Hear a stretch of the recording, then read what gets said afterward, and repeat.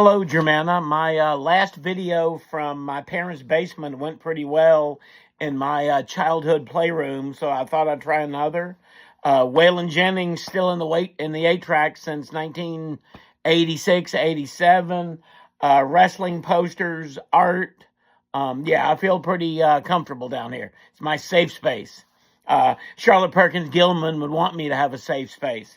But anyway, I wanted to shoot a video about 10 minutes about Charlotte Perkins Gilman. Her dates are 1860 to 1935. She was a novelist, a poet, social reformer, so one of the first sociologists in America, meaning she would study, for example, like a household with a man and woman, the gender roles. Maybe she would study a workplace. But anyway, her bio, she was born in Connecticut. Her dad deserted the family. Originally, they were pretty rich. One of her aunts was Harriet Beecher Stowe, who wrote Uncle Tom's Cabin.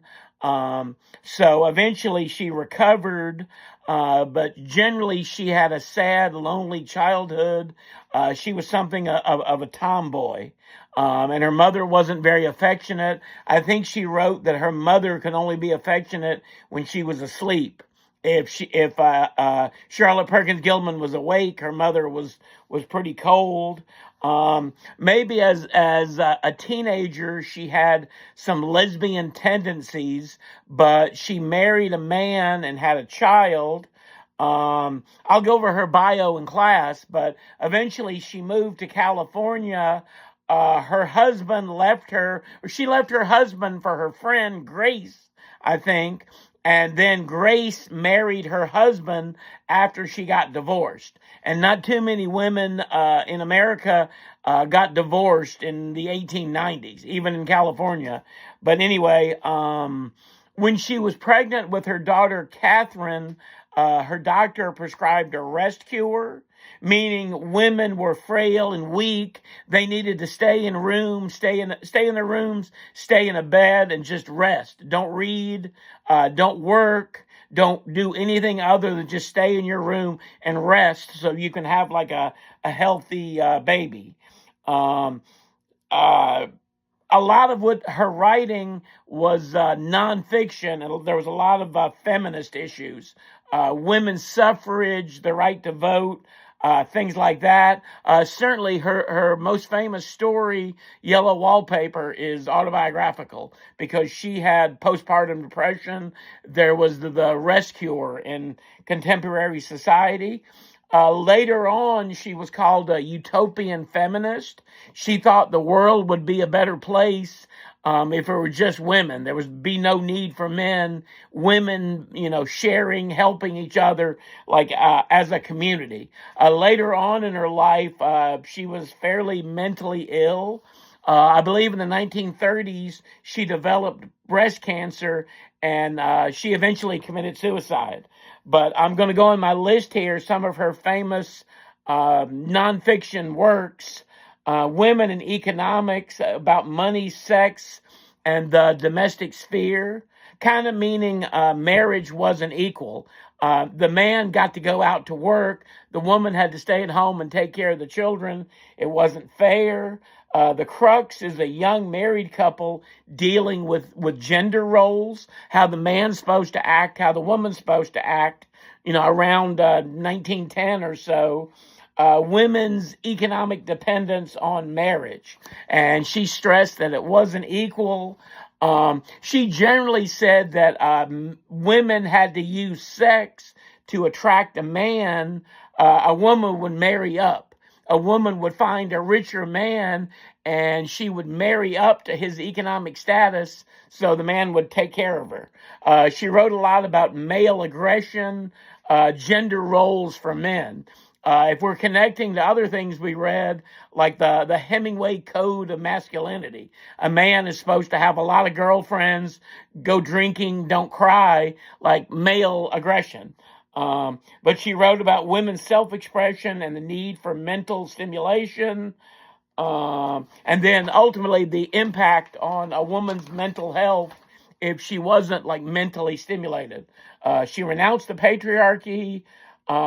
She talked a lot she wrote books about gender neutral clothing.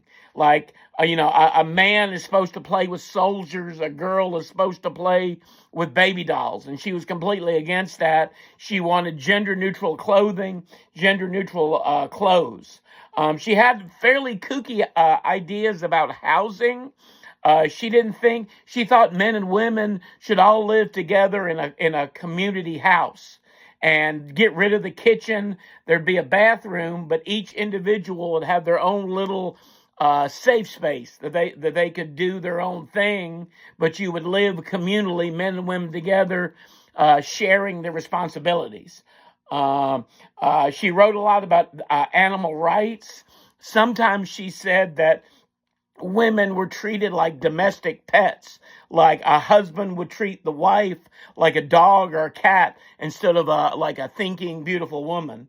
And she had a fairly poor relationship with what she called the yellow press, which were men were in publishing who got published. If her stories got published, usually she needed a man to give the okay. So she didn't like that. Eventually, she published her own magazine called The Forerunner. If I'm looking at my notes for the yellow wallpaper, I wrote medical attitudes toward women. Her husband is a doctor. Again, the rescuer, stay in your room and rest. Don't work. Don't go outside. Don't go for a walk. Just stay in the room. Protect the baby. Maybe a little bit like Handmaid's Tale, if you ever read that. Power politics of marriage. Husband as the subject, women as the object in the story.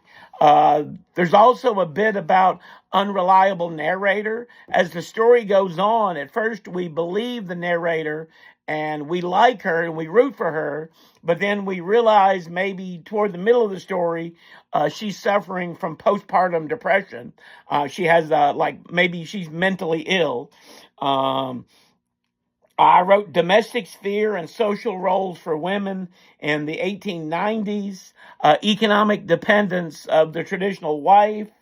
We'll talk about postpartum depression, what they thought about postpartum depression in 1891 versus what we think now, and the impact it has on the woman in the story. Male voice, role of medical establishment, doctor and husband squelches narrator's individuality. And then how the reader should interpret what happens to her in 2026. I wrote woman in the wallpaper as self-protected space. Narrator deconstructs patterns. So the mentally ill mother in the room sees the woman in the wallpaper as having a safe space where she can be herself, where she can express her individuality. I wrote the wallpaper symbolizes women's language and discourse, how the audience reads the woman in the wallpaper, Gothic elements, madness and powerlessness, and then the ending. I don't necessarily want to spoil it, but maybe what we're supposed to think of the narrator's suicide at the end. Did she not have any choice? Is that her last act of empowerment? But anyway, we'll talk about it more in class. But that's the life and career of Charlotte Perkins Gilman from my parents' basement. Okay, see ya.